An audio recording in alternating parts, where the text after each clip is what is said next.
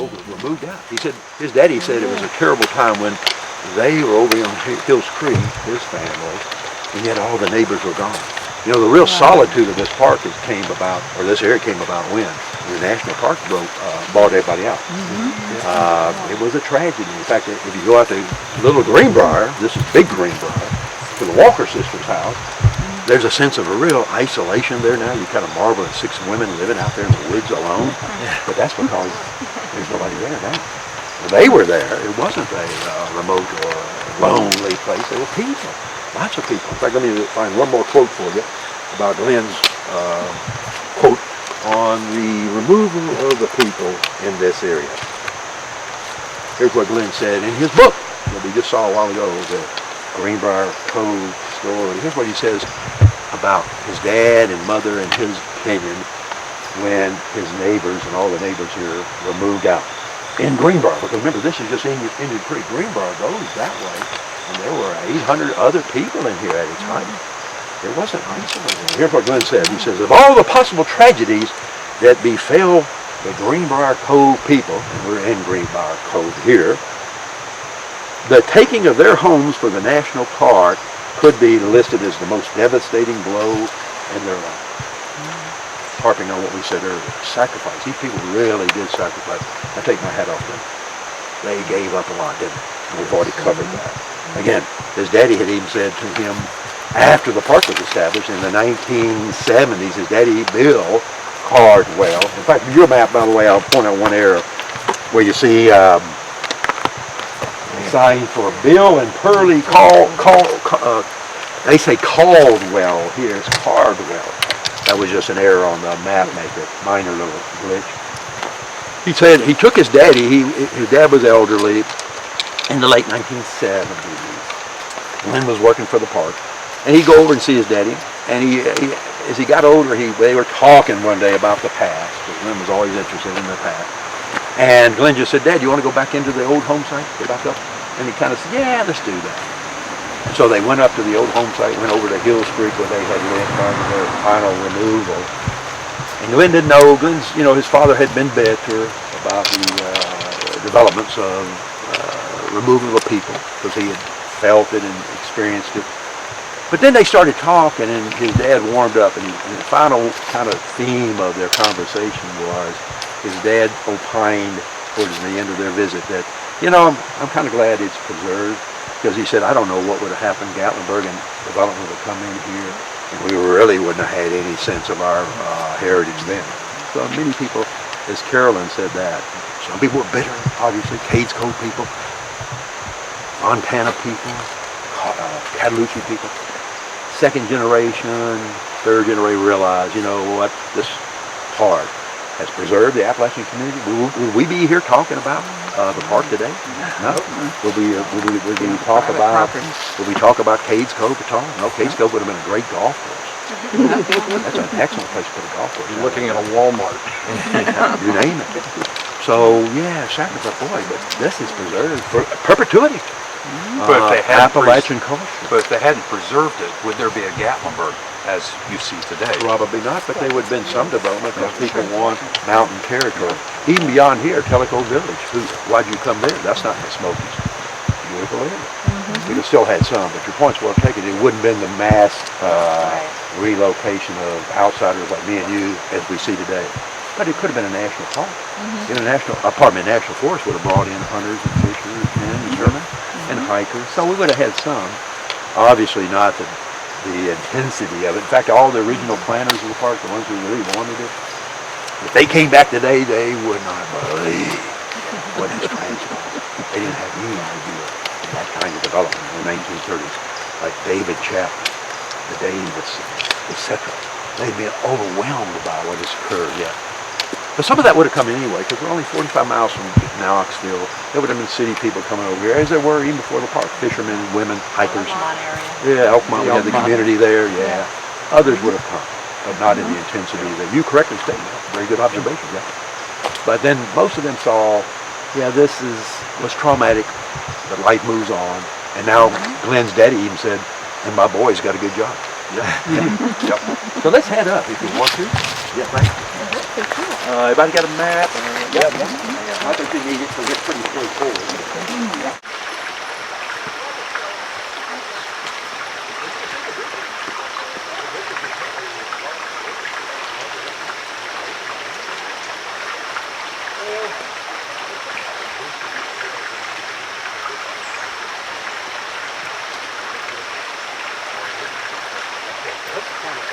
This is a light impact today. Very nice. But look at this workmanship here. That's good stuff. And when they made this stuff, they're using the skills that they had learned elsewhere as their daddies and mamas and granddads and mamas on back into Ireland and Scotland. I mentioned earlier in passing that most of the people in the Smokies, not necessarily all of the southern Appalachians like Virginia, West Virginia, etc., North Pennsylvania, but where we are, the predominant ethnicity from Europe, the European ethnicity, was Scotch-Irish. A lot of people think this is an English area because North Carolina, South Carolina were colonies, and many people did come here from North Carolina and South and Virginia. But generally speaking, this has been proven by a gentleman named Dr. Michael Montgomery, who just died in July, sadly. Great man, retired professor of English at the University of South Carolina. Brilliant. He grew up in Knoxville. He became interested in English, and he became interested in the language of the people around this area. And he spent his whole career searching for the origins of that Appalachian accent here. Not in Virginia, not in Georgia, not in the Carolinas, but here. Because he was from here, Knoxville. Well, as we said earlier, you're not from here, are you? But close enough. And he spent his career doing this. He would go on his vacations from college during the summer months. He would go to Europe, British Isles, and he took some of the recordings that Joe Hall made. Remember I mentioned Joseph Sargent Hall, that guy came in the 30s, he was here in 37, 3 years after the park was established, recording on a very rustic recording device and writing down things. And those references, those resources are still available.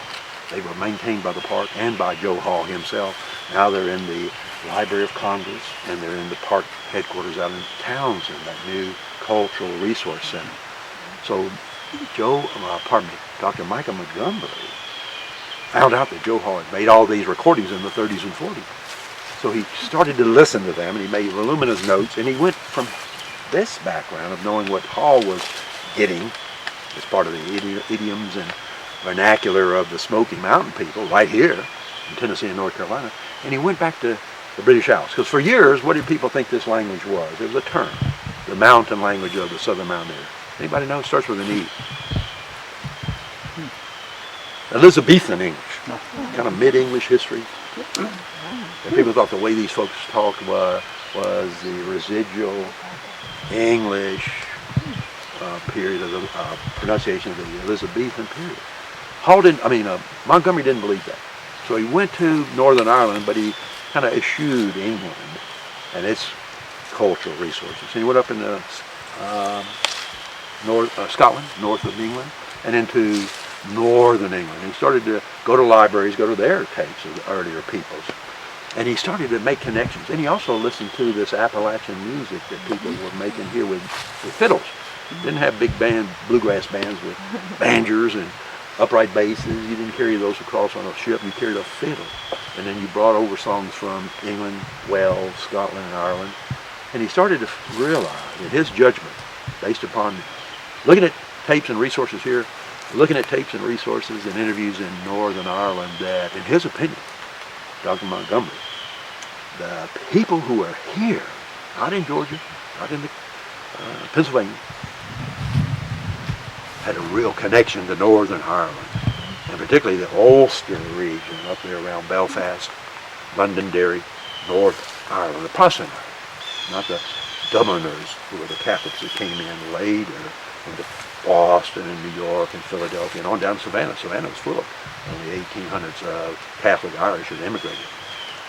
And so that was a revelation, and most people believe that now. Most scholars of Smoky Mountain culture, say, this is a translocation of Northern Irish culture here. And you can tell it by the names, McCarters, other Irish names.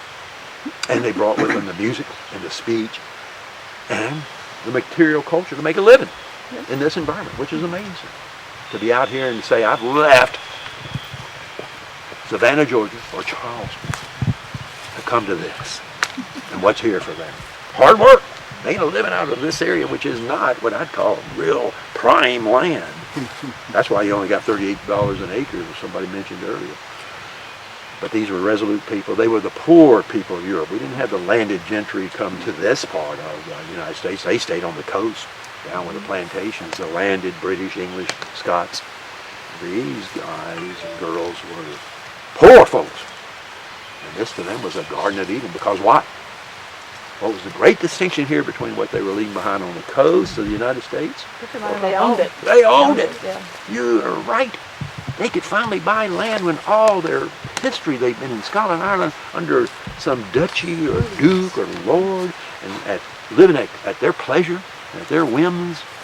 And then they come to the East Coast and they're working on plantations where they have no real control over their destinies. They work hard to get part of that. They get a little bit of their production in grains and whatever else resources. And here, they were the masters of their own fate. It's amazing. And that to us would be challenging, and it was to them, but they were used to that. Didn't they sometimes also not even record it, but they just lived there? Yeah, and, sure. And then they Sure. Yeah. Squatters' rights. squatters' rights, Yeah, sure. basically. But remember this, Basically. they were surveyors all over the East United States before the Revolution.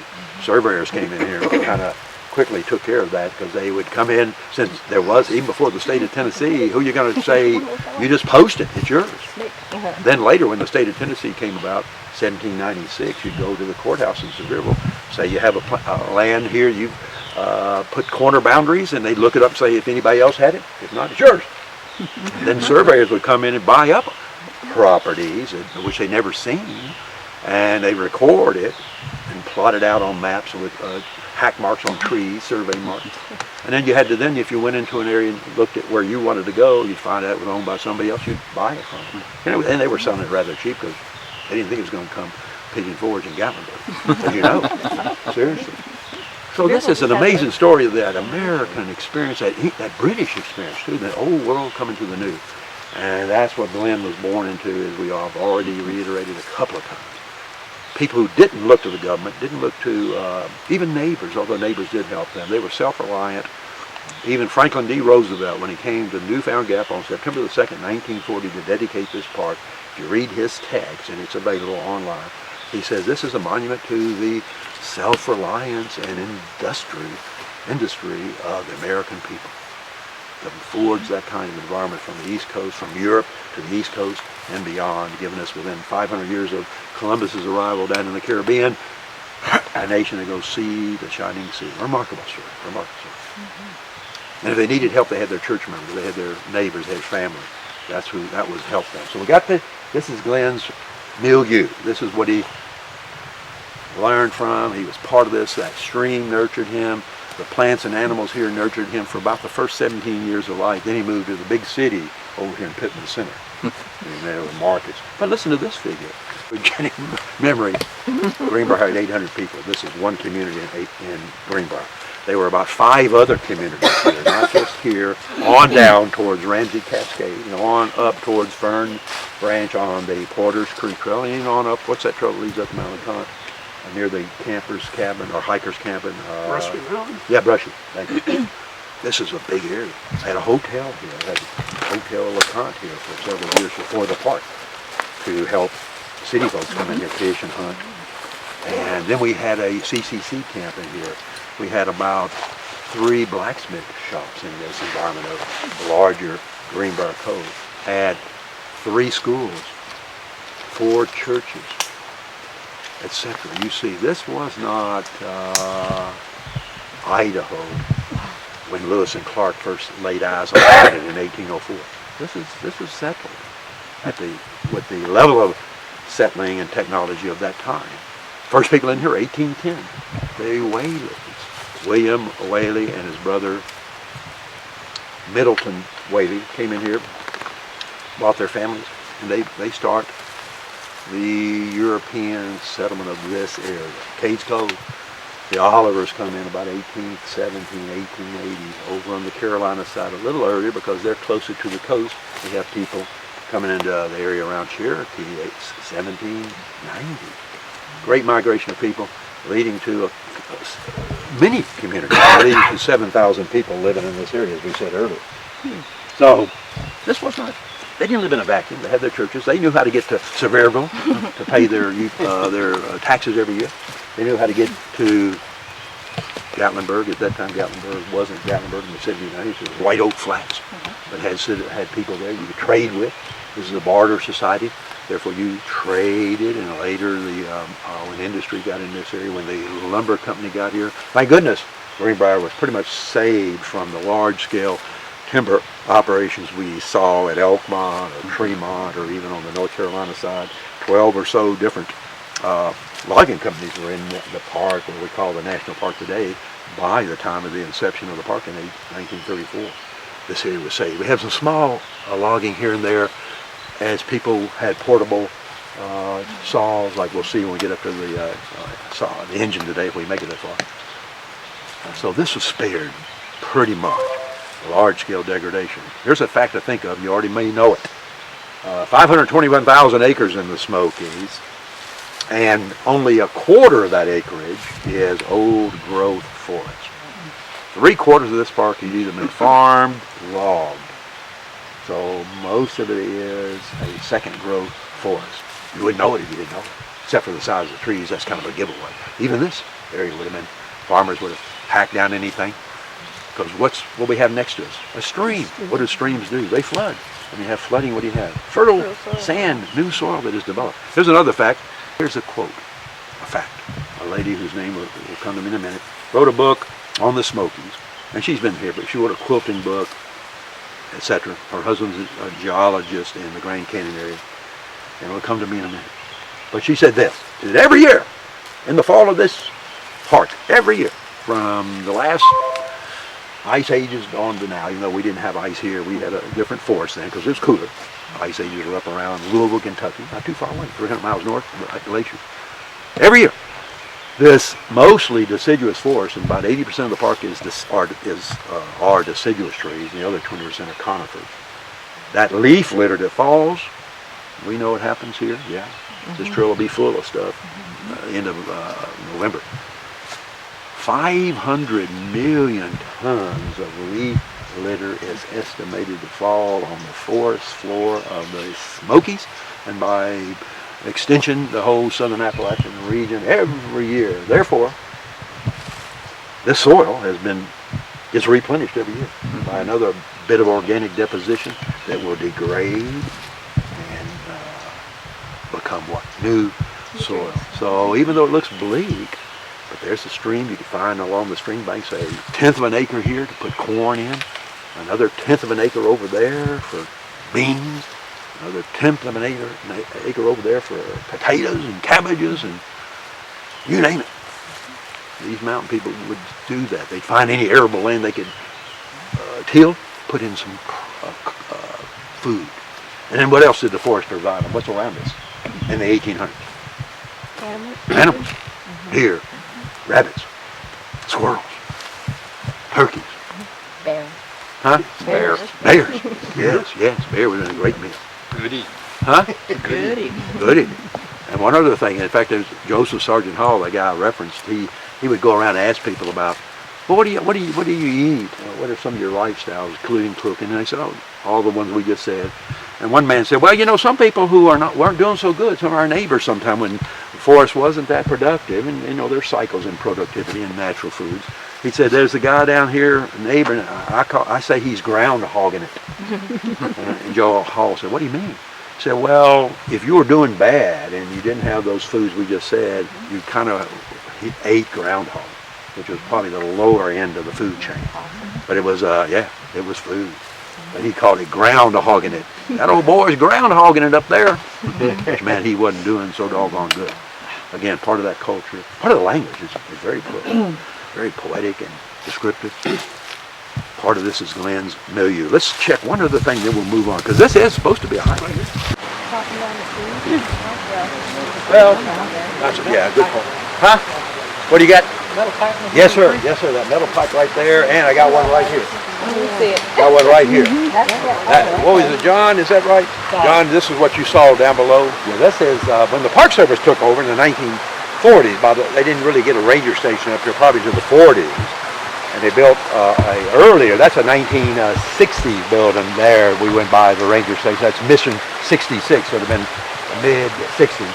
There was a ranger station there. We didn't have utilities here, so there was a pipe going down this creek, Indian Creek, to the ranger station for their water supply. And here it is. There's a piece of it here. Got a big section here, and there it is out there. Good eye. What's your name again? Don. Don. Good eye. I see it. Now you can see it there, here too. It's been moved around now by flooding, and it certainly looked like it's 85 years old too.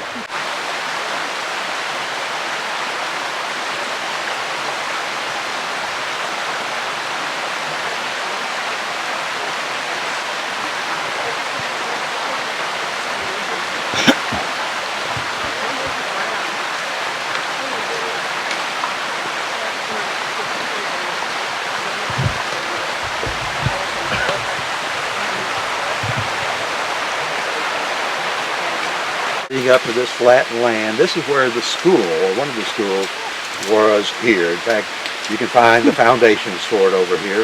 Again, they're not gigantic schools. There may have only been 10 kids in it, ranging from youngsters of 6 or 7 years of age up to teenagers. A good example is that out there in Little Greenbrier with the Walker sisters. That school at Little Greenbrier had kids grammar school on up to high school in one class.